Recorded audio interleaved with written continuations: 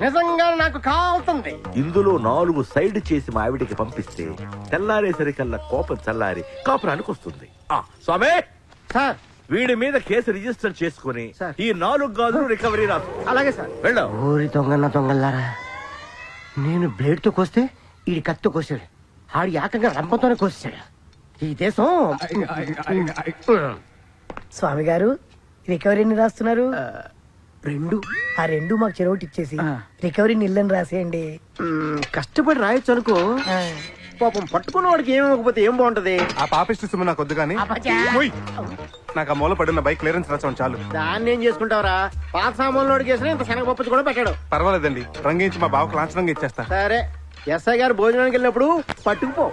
ఊరిని మీకంటే బందిపోట్లే బెటర్ కదరా. అందుకే నేను అప్పుడప్పుడు స్టేషన్కి వస్తాను, మీరు జీవితాంతో స్టేషన్లో నడుపుతున్నారు. ఏంట్రా ఎద బ్యాంకరింగ్ చేస్తున్నావు? ఇంత కష్టపడినోడికి ఏం లేదా?